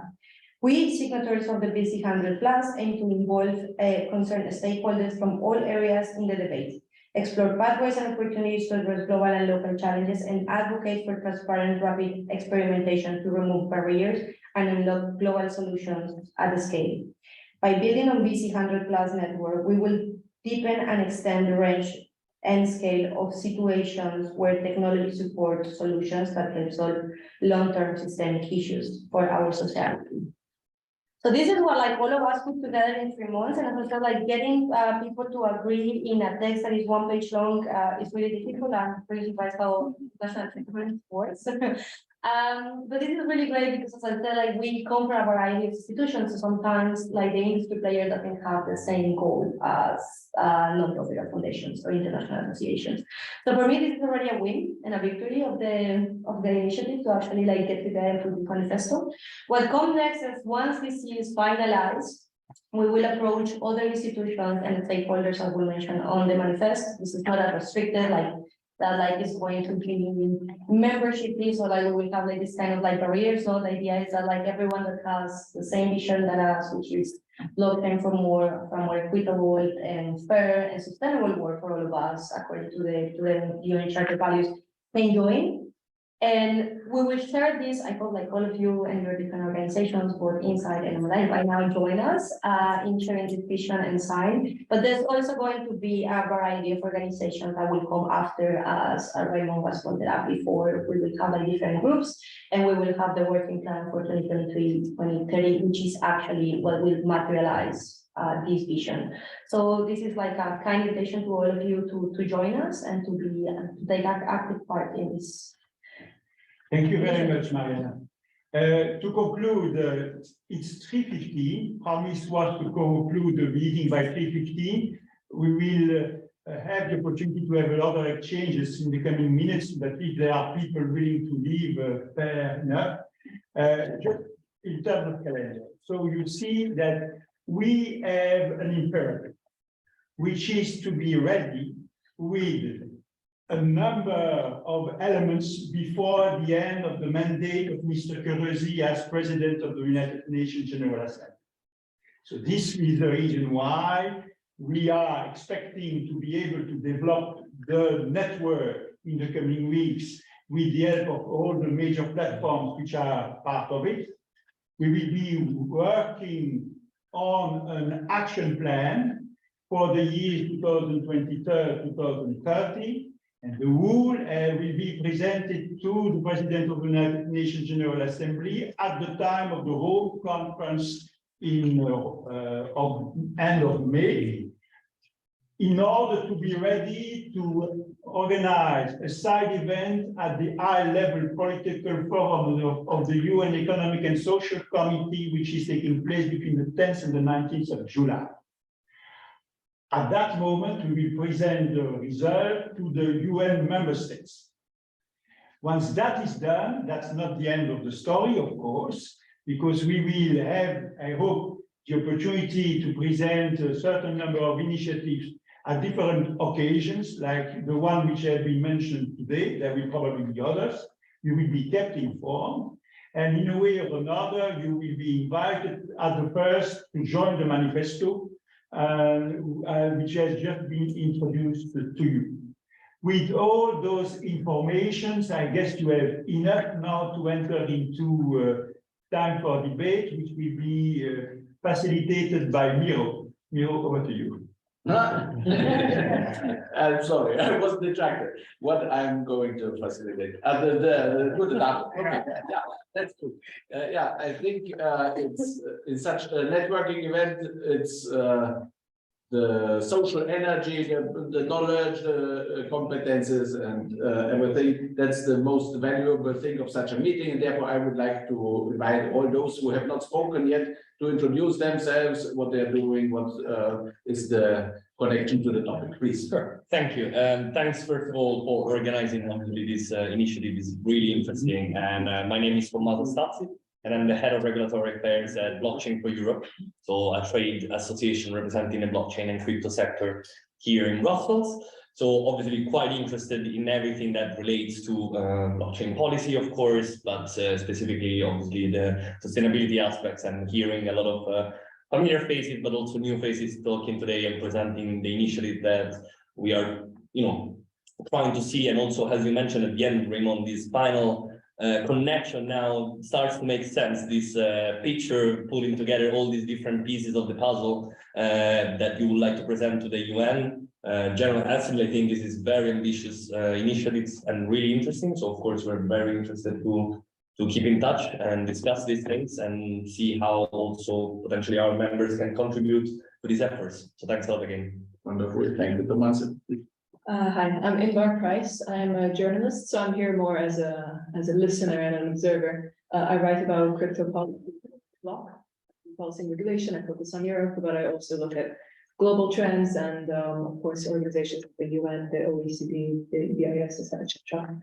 I know some of you, which is great, and I hope to get to know more of you as well. And it's been exciting to hear about everything that you guys have in store, learning more about your organizations and the work you do. So I might be approaching you guys with some questions later on, but I'm happy to listen to be here.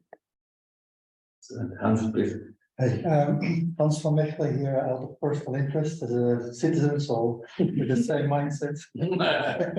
I'm a public servant in the Flemish administration of environment,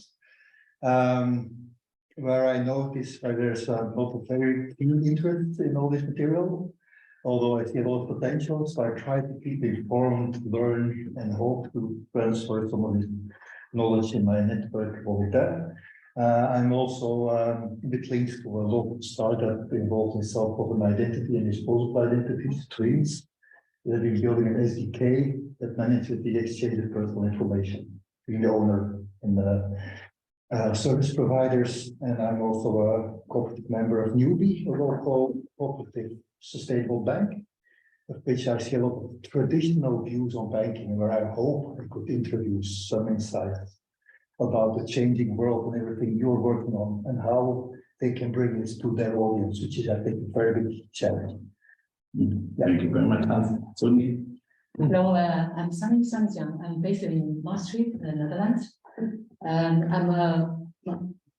I'm active, try to build the Web3 ecosystem in the Netherlands, and I'm founding my own company. And on top of that, I am a mentor in Frankfurt School Blockchain Center for several programs. We're also part of that program as well for NFT, DeFi, ERP. And besides that, I'm a fellow of Digital Euro Association, that's more about CBDC and stablecoin. I'm expert in the European Carbon Offset Organization Association. So that's exactly relevant to the SDG climate change. And since recently, 10 days ago, in Davos, I participated to the program launch of Global Sustainability Leadership Council. So that is also targeting for the SDG. So I'm happy to be here and would like to learn and connect with you more. Very welcome. Please. My name is Maria Vidal. Sorry. No, we were. My name is Maria Vidal. I'm based in Madrid. I'm a consultant associate we were working with Blockchain with Rodriguez, as well as with Kufan, with Ismail, who should be here somewhere. He was virtual. Yeah. So my role is with the information all together and go with the climate action for yes. Good afternoon, my name is Nena de la Mata. I am representing Blockchain Intelligence, which is the Center of Excellence in blockchain. Has been working on blockchain since 2017, mixing business and real applications with legal and compliance issues and social impact. And right now we're working, we've worked a lot on governance, so always linked to also sustainability issues and social issues and trust and all these things. But now we're very much working on a European funded project called Diversity, Air, like air. So, you know, game of words, diversity and air quality, which is developing an application, a decentralized application with 5 or 4 or 5 European cities in different European countries to improve air quality with the cooperation of citizens. So the idea is to reward, and there I look at you and also at you, and I'm very thrilled about everything you explained here because it really relates to everything we're building, and I think there's a lot of space for cooperation. We're collaboratively with the city halls, the private ecosystem, but also very strong with the citizens, and the citizens with an approach of diversity. So different groups of citizens developing their own rewards system that will bring an improvement of quality in digital cities. So I think there's a lot of room for cooperation, and we would be delighted to link all that. And we're also working a lot, you know, building a bridge between Europe and Latin America these days. So it's also, I think, as here where we could contribute as well. Sending you a project that is actually doing that exactly as you described in the Netherlands, and they already scale. The Netherlands is using it to actually distribute money to families that have been heavily impacted by the energy prices in exchange of information that they provide about their energy behaviors. Wow, that's cool. Please, yeah. So my name is Laura, and like Mariana, I work at the IAAI Foundation as a, but I work as a project and regulatory affairs manager. And besides that, I'm also a member of the Social Impact and Sustainability Working Group at the NAPA. So kind of the same, and was also part at the beginning of building the steering committee for the 100+.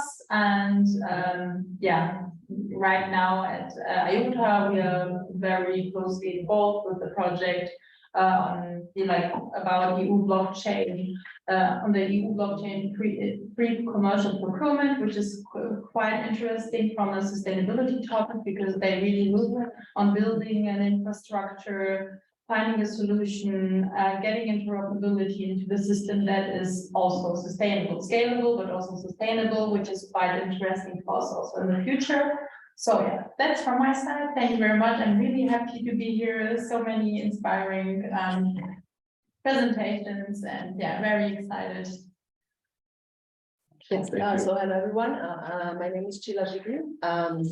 I work for BTP. I'm the Chief Strategy Officer of BTP. BTP is a member of INALPA since October last year. We are very happy about that. We are a technology vendor, obviously huge advocates for blockchain technology.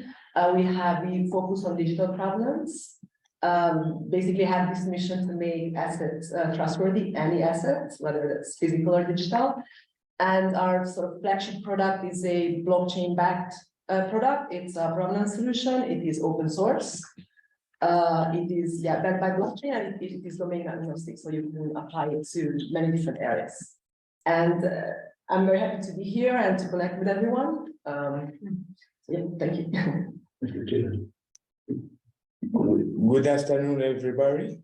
My name is Bienvenu, and I'm very shy, but I can try to speak. I am the director of Dunia Bora that works with the EPE. I work with EPE, European Union, with between Africa and Europe, and I'm 29 years. I am trained by Raymond for the blockchain system technology. Thank you. I'm happy to be with you and to share this time with you. Yeah, thank you. Thank you.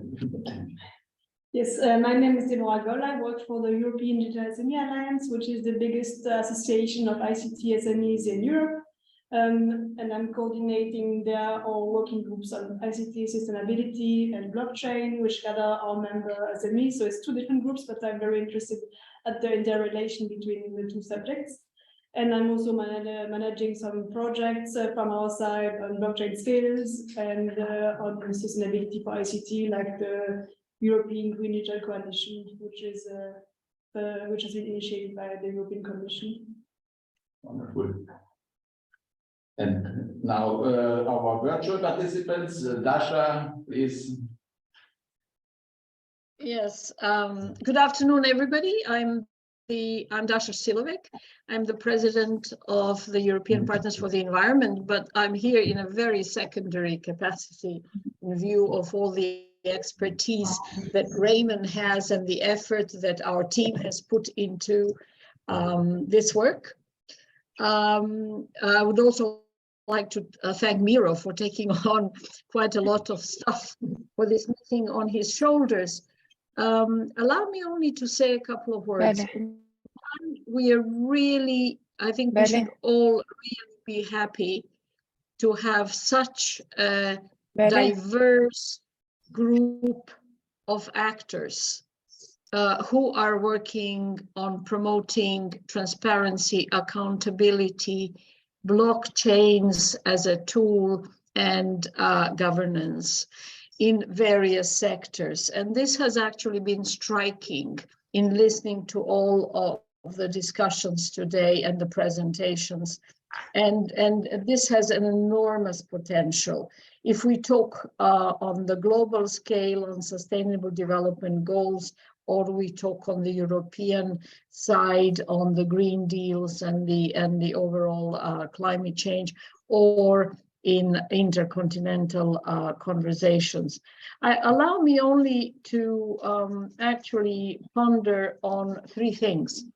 One, as somebody who has worked for a very, very long time with the UN and leading with the UN and the OECD on development cooperation, I'd like to say to our GIZ colleagues, thank you for raising it in development cooperation. This is a new avenue. I was one of the initiators of the International Aid Transparency Initiative, which has now taken a root in the development cooperation. And I think the blockchain perspective and tool in development cooperation would be very welcome. So Sebastian, I don't see him on here, but we would certainly, I think, like all to explore this opportunity, and that is a global issue. I would like to also comment on something Miro said. Miro, I think, and I think our colleague Nena from Slovenia was saying, it is wonderful that there is a momentum at the local level in Klagenfurt. And maybe that could be one of the proofs of concept as we move this initiative forward. I think we are at a stage where we have the concept, but we do need to implement the concept in order to be able both to take lessons learned and good practice. And this is something that we'd certainly like to take forward in our cooperation. And I think one of the colleagues also talked about the SMEs. You know, we're all talking about SMEs, but it still remains a quite new, or at least a relatively fluid concept. I have so many people working on it. The question is, you know, how can we actually use this to further those types of initiatives, and especially local level? We will, and I would like to thank especially Virgilio for all the support, and with the University of Turin and our colleagues in Turin, and of course the ASVES, because we are at a stage where we need to cross the threshold. We need to take this forward. And I think with all these initiatives coming up now that we discussed, including additional initiatives, I think these are wonderful opportunities. We hope, as I think Raymond was also saying, to take this forward with the President of the General Assembly And therefore, the manifesto and the partnership and the network that is built behind this movement, I think would be extremely important to get this as one of the building blocks or one of the tools to push forward the implementation of the SDGs and of the climate and environment commitments, as well as of the green deals within the European context. So this has been, I mean, for me, and I know Raymond has also put a lot of work in it and he's much more conversant, but this has been a great opportunity to actually see how we could actually work forward on the network and taking this across that line that I think we have to cross, that we have. Thank you very much, Miro, for giving the floor. You're welcome, and see you in Klagenfurt, end of May at our festival. I'm 120 kilometers from Klagenfurt. Yeah, that's great. Okay, thank you very much, all of you. It was a great opportunity to meet you, to start to see how we can cooperate. You see that we have some urgencies, we have also a deadline. So you will be in touch with us in a way or another in the coming weeks. Don't worry, we will be working with you and we will succeed in making blockchain well recognized by all the UN community. So thank you very much. Thank you, Miro.